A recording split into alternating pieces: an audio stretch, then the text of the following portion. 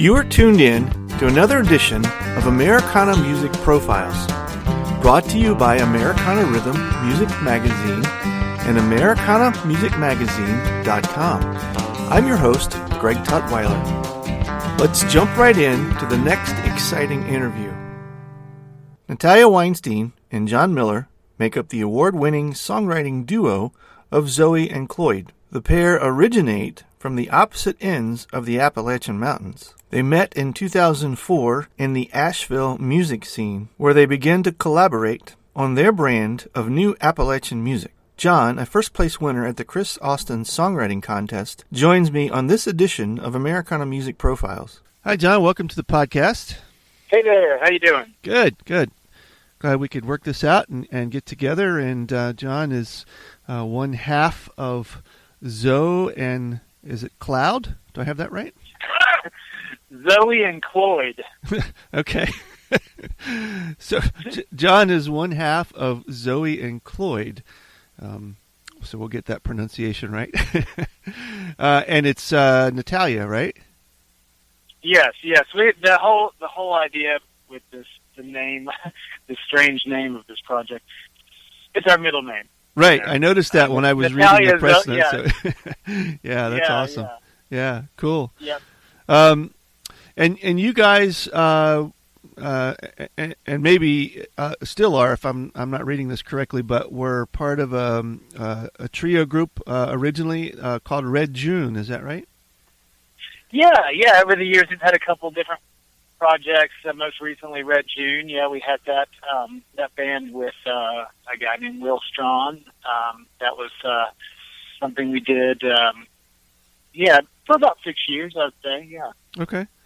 And so this is what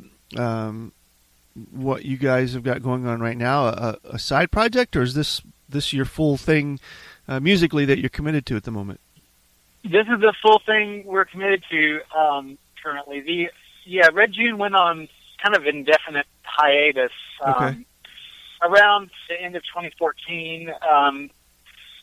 Natalya and I are married, and we had our daughter in early 2015. So, in 2014, we found out we were going to have a baby, and Will had already been thinking about kind of getting out of the music business. He had been doing music for a long time, and he had been working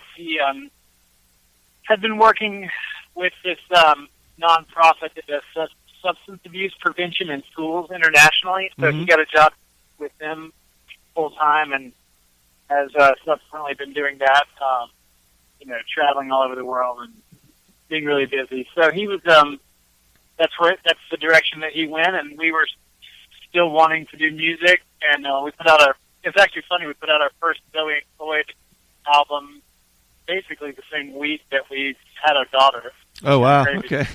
But it was sort of an idea of just like our first record was sort of old-time, very root sort of recording. It was all just no more than two instruments and two voices on each track, and it was basically like strip everything away, start at the bass, our roots, and then sort of build the project up from there. And so in 2017, we put out another record called Eyes Brand New. And it was a little bit more of a full band kind of thing, a little bit more along the lines of maybe what a Red June record would sound like, with a little bit more old-time and bluegrass influence. Okay. And then we have another one coming out on Organic in September. How did the two of you get together originally? We met in Asheville. We both live here. And we met, I moved back to Asheville. I'm originally from Hickory, North Carolina. Okay. I was living out west for several years after college, and I moved back to the area in 2004, and Natalya did as well. And I met her, I guess, 2005. Yeah, 2005. And just through the music, just through kind of, picking parties and jamming and that sort of thing. Yeah.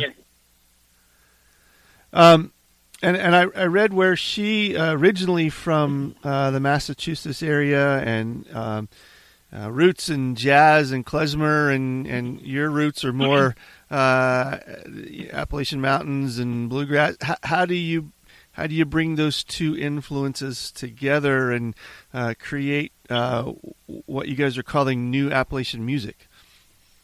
Yeah, I mean, that's a good question, and that's sort of at the heart of our whole thing. Natalya's from western Massachusetts, around Leverett, Amherst, and I, like I said, I'm from Hickory, North Carolina. That's, sort of two opposite ends of, the Appalachian Mountains, and we, our hometowns are about 800 miles apart. Right. So, there's a myriad of influences in between, of course, but, she comes from, a background that includes, like, her dad her mom plays Baroque violin, and her dad is a really wonderful jazz piano player. And her grandfather was originally from Russia, and immigrated into the U.S. in 1923, actually yesterday, July 9th, 1923. And he was a professional klezmer musician his whole life. Okay. Jewish folk music, right. Wedding music and that sort of thing. So yeah, she's got that kind of background. And I come from, more of like what you would consider sort of a southern church, hymns and things, and was in some choruses and stuff like that. My grandfather's a fiddle player who played with Bill Monroe and Plant Scruggs, Kim Shoemates. Oh, cool. He was playing with Bill Monroe in mid-45 and actually got Earl Scruggs his job with Bill Monroe, so he sort of has that, that little piece of history in bluegrass music. Yeah. He brought all those guys together, and yeah.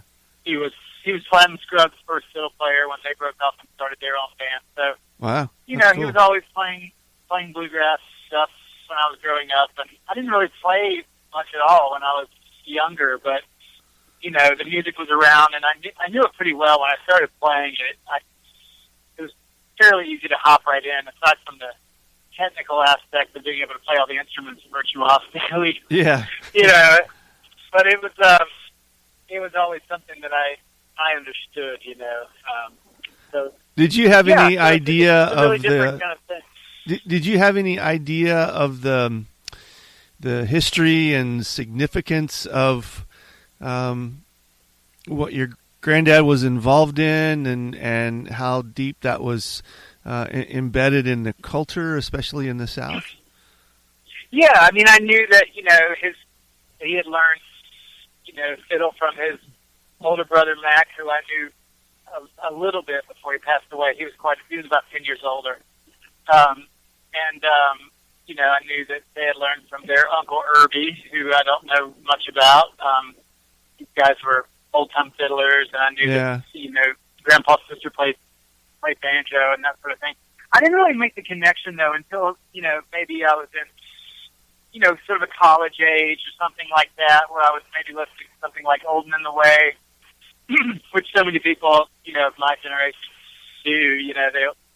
They'll listen to something like that. And I remember asking Grandpa, like, "Oh, do you play Pig in the Pen, like Jerry Garcia's playing on here?" And he's like, "Oh, yeah, I know that song really well." And I'm like, "Oh, really? That's cool." I was like, "Oh, Pastor Cummins is playing on this record." He's like, "Oh, yeah, Pastor's a good friend of mine." And I'm like, "Oh, really?" Yeah. To kind of make the connection of, like, his history and kind of who he was in the music and, that sort of thing. So, yeah, it was, that's how I kind of made the connection. Yeah. When did songwriting emerge for you as part of this? Well, again, I think it was sort of, I had always been a music fan. I would say probably a bigger music fan than either one of my parents. And I'm an only child, so I was always kind of, living in my own world a little bit, like only children do sometimes. Right, yeah. But I was always listening to music and doing that. And I don't know, I started writing poetry early on. I always like to express myself through words. And, Grandpa was a songwriter as well, and I think if you're a music fan and then if songwriting is around you, it doesn't seem like a weird thing. I guess, I don't know. I mean, I just kind of organically got into it.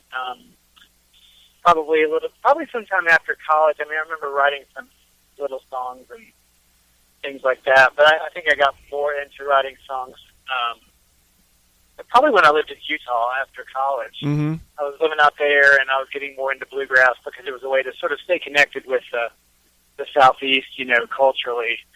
And I was playing music with some people from down there, so it was, you start writing nostalgic songs of home, which there's a lot of, bluegrass songwriters. I mean, that's what they did, back in the day. They would have to leave the family farm and go to work in, Dayton, Ohio, or somewhere in, in Indiana, and then they would write songs about the nostalgic for the farm or the cabin or whatever. Right. Sure. So I feel like that was a very organic process for me. I sort of did that in my own way.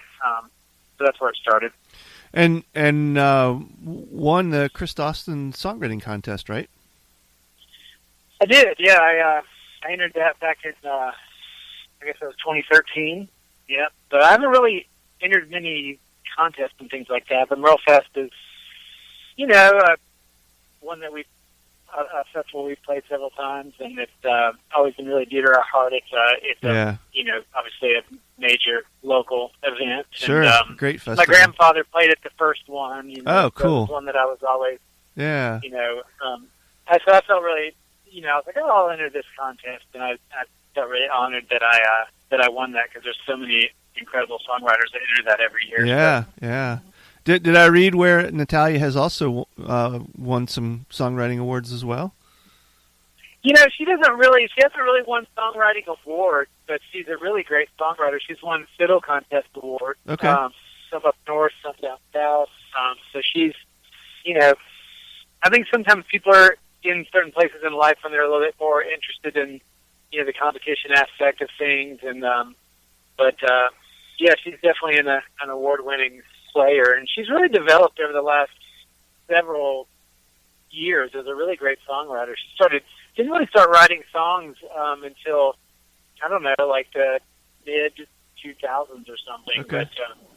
But she's really opposite kind of musician for me in a lot of ways, even though over the years we've kind of, come together on a lot of things and bridged some gaps. But she knows music theory really well.